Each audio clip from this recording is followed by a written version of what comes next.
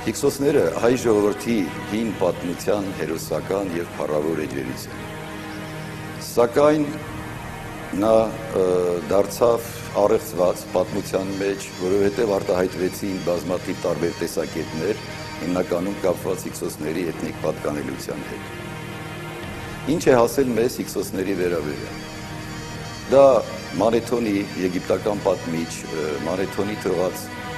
հիշատակությունն է, որը մեջ է բերում Փլավիոսը իր հրեական պատմության մեջ և ասում է, որ հիկսոսների առաջին թագավորները, 6 թագավորները Եգիպտոսում տիրել են 250 տարի և 10 ամիս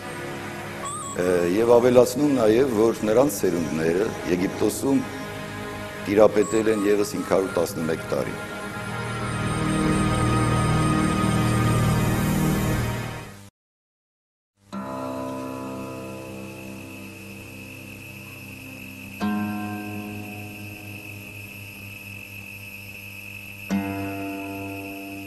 Միաժամանակ Փլավիոսը հաղորդում է, որ հիկսոս բառը եգիպտական ազնվական, այսպես ասած, լեզվի մեջ հիկ նշանակում է թագավոր, իսկ սոսը գավառական բարբառներում նշանակում է հովիվ։ Եվ հետևաբար հիկսոս բառացի նշանակել է արքա հովիվ։ Ժամանակակից պատմագիտության մեջ կա տեսակետ, որ հիկսոսը առաջացել է եգիպտական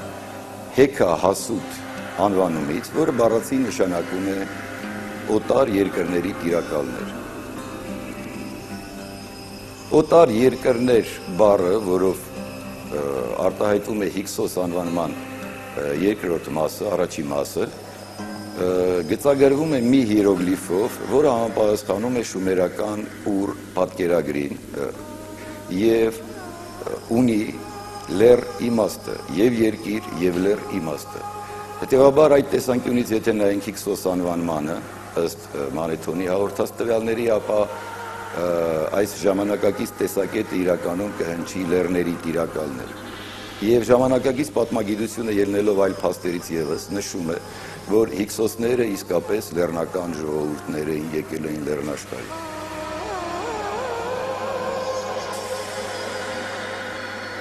Որոշ հետազոտողներ ասում են, որ հիկսոսները դրանք արիական ցեղեր էին, մի այլ տեսակետի համաձայն հիկսոսները արիական ցեղեր էին, բայց նրանք կազմում էին այդ արշավանքի, այսպես ասած, առաջնորդներն էին, հիմնական տարը այլ ցեղեր էին, հիմնականում սեմիտներ։ Մի այլ տեսակետի համաձայն դրանք սեմական ցեղեր էին,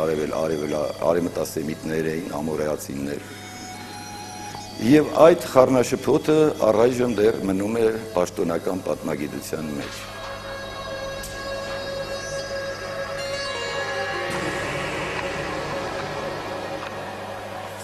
Ըստ հնագիտական տվյալների,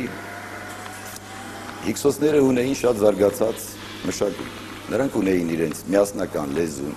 իրենց գիրը, տոմարը, դիցաբանությունը, ունեին մարտակարգ, նրանք առաջիններն էին, որ մարտակարգ տարան Պաղեստին և Եգիպտոս, Սիրիա, ունեին երկաթե զենքեր,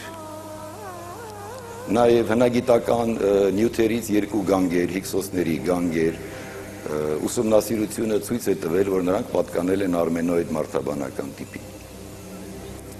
Կարծես թե այսքանը պիտի բավական լիներ, որպեսզի այդ արշավանքի սկզբնակետը կապվեր հայկական լեռնաշխարհի հետ։ Սակայն նման տեսակետ դեռևս պաշտոնական պատմագիտության մեջ չկա։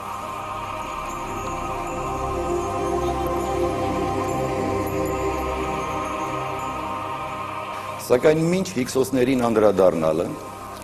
մենք գնանք պատմության խորքերը։ Ժամանակակից պատմահնագիտական տվյալները ասում են այն մասին, որ 4-րդ հազարամյակում շումերական և եգիպտական քաղաքակրթությունները հիմնել են եկվորներ, որոնք եկել են հայկական լեռնաշխարհից։ Դա հայկական լեռնաշխարհից առաջին ալիքն էր, որը մուտք գործեց Եգիպտոս և Շումեր։ Դրան հաջորդում է երկրորդ ալիքը, երրորդ հազարամյակի կեսերին, երբ արևմտյան սեմիտները գրավում են Միջագետքը, Սարգոն մեծի առաջնորդությամբ և ստեղծում Աքքադ պետությունը։ Աքքադը անջրպետում է Եգիպտոսը և Շումերը հայկական լեռնաշխարհից։ եւ որպես հետևանք հայկական լեռնաշխարհի բնիկները կազմակերպում են արշավանք դեպի Շումեր զուգահեռաբար եւ դեպի Եգիպտոս։ Դեպի Շումեր արշավանք կազմակերպողները շումերական արձանագրություններում հայտնի են Կուտիններ անվան։ Իսկ Եգիպտոսը գրավողները ուրեմն էթնիկական այդպիսի չունեն նույնացում, չեն նույնացում էթնիկապես, բայց այդ շրջանը Եգիպտոսի պատմության պատմագետները անվանում են առաջի անցումային շրջան։ Եվ հայտնի են այդ առաջին անցումային շրջանի թագավորների, մի քանի թագավորների անունները, Աղթայ անունը, որը նույնպես իր մեկնաբանվամբ կարող է միայն հայերենի հիմքի վրա մեկնաբանվել, եւ նման թագավորներ եղել են այդ անունով 5 աղթայներ, առաջի, երկրորդ, երրորդ, չորրորդ, հինգերորդ։ Այսպիսով այդ արշավանքը կազմակերպում էր, որպեսզի վերացվեր անջրպետը Շումերի եւ հայկական լեռնաշխարհի, Եգիպտոսի եւ հայկական լեռնաշխարհի միջեւ։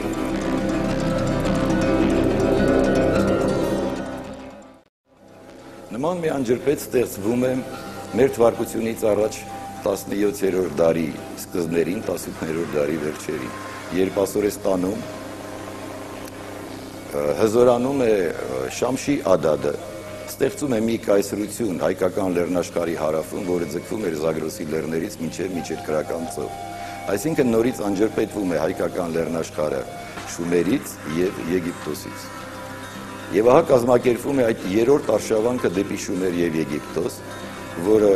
միջագետքյան սկզբնաղբյուրներում ուրեմն հիշատակվում են կասիտներ անվանումներով եւ Եգիպտոս արշավողները հիշատակվում են հիքսոսներ անվանումներով։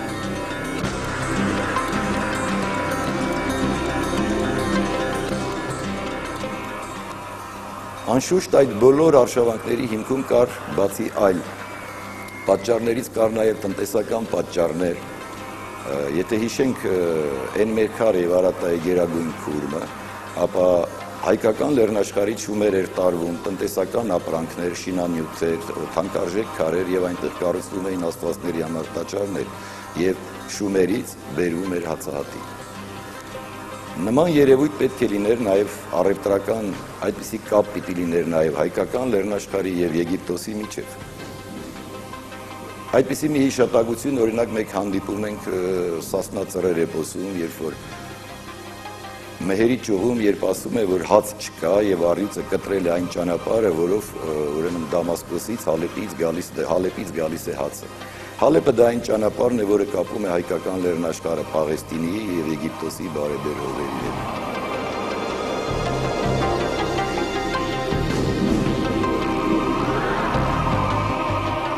Ինչպես ասացինք, Հիքսոս նշանակում է արքա հովիվ։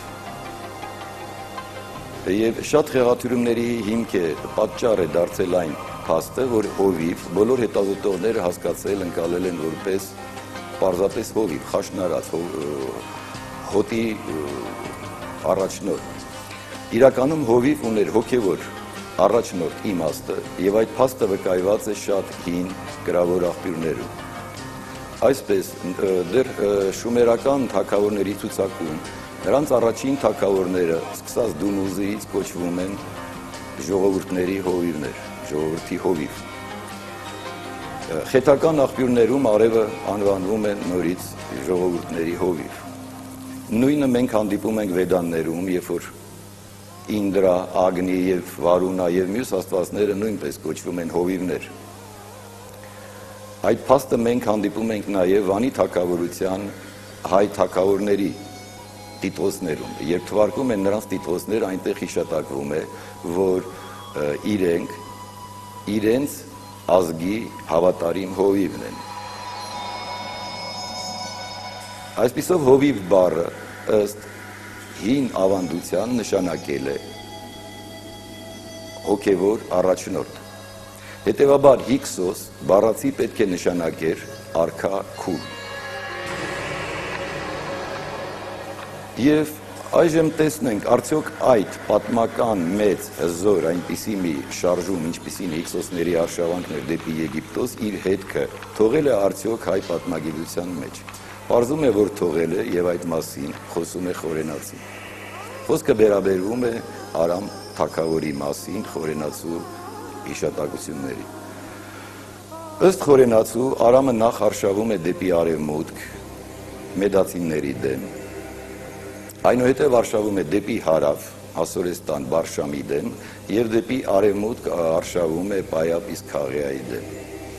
Այստեղ մենք տեսնում ենք, որ հնագույն այդ գրավոր աղբյուրների հիշատակած երևույթների հետ համընկնում են դեպի Ասորեստան Արամի կատարած արշավանքը կասիտների արշավանքի հետ և դեպի արևմուտք կատարած արշավանքը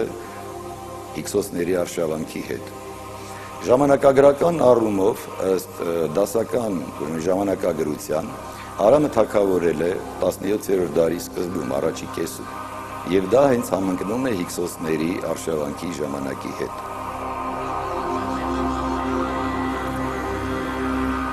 Մյուս կողմից Արամի հակառակորդը, որը խորենացին բերում է որպես պայ Ապիս Քաղեա,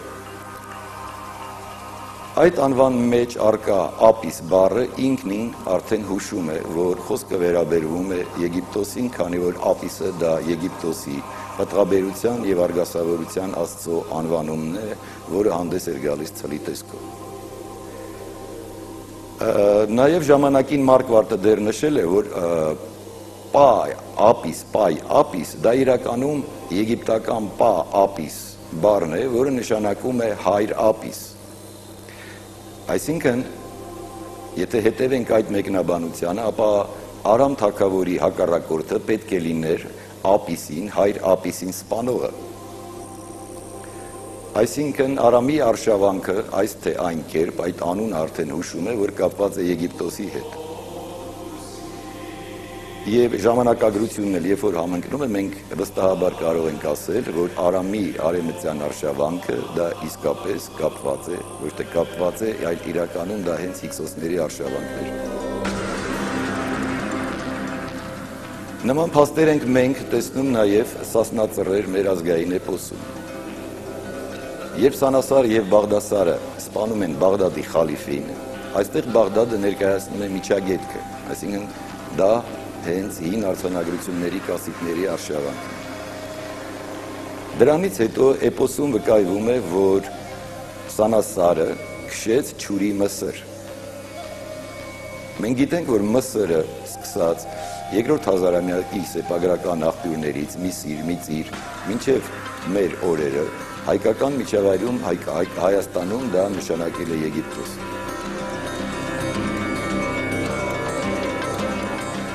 Բայց կա մի ավելի կարևոր փաստ, դա էպոսում Մելիքսետ քահանայի գոյությունն է, Մելիքսետ անունն է։